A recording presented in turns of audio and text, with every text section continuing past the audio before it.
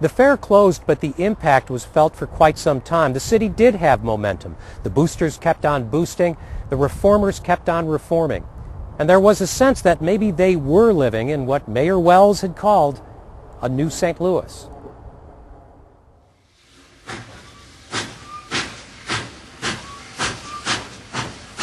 It was clear to many people that the great progress and growth since the Civil War had come at a price.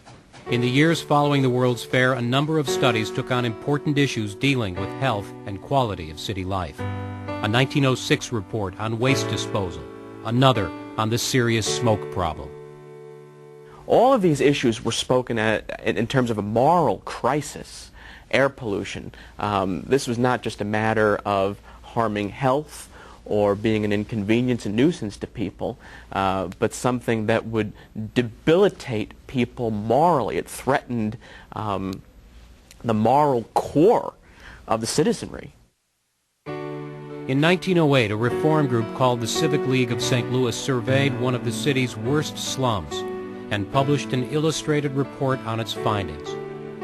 The great lack of running water, faulty drainage, poor fire protection, unhealthy toilet and bathing arrangements. The report's author was Charlotte Rumbold. Every fact indicates the abnormality of these conditions. The economic and social misery involved also point to the duty of the municipality to relieve them. Charlotte Rumbold is really the prototypical progressive era woman, the new woman of the turn of the century. She never married.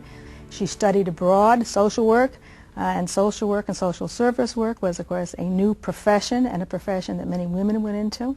So that when she came back to St. Louis, she was really ready to roll up her sleeves and start working for the city. She first took up the issue of children.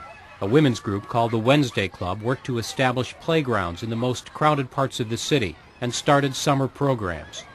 A supporter called this a work for good citizenship, good fatherhood, and noble motherhood. This is the progressive era, the era from the very top levels of authority, Theodore Roosevelt, down to people like Jane Addams at Hull House and other reformers here in St. Louis and other cities. Women's groups were also active in the movement to build public bathhouses. In many apartments and rented rooms, there were often no built-in showers or bathtubs or indoor toilets, and sometimes no running water. The city eventually built 6 public bathhouses where people could hang up their clothes and get themselves clean. It was seen as a way the city could improve the health, the dignity, and the moral well-being of its citizens. This is a problem-solving period. It's a new century. It's an idea we can solve these problems we have created. I think that may be one of the big differences between that time and ours. There's a much greater optimism about the fact that we can solve social problems. It just is a matter of will. They were combining scientific methods, new technology, and reformed government to change things.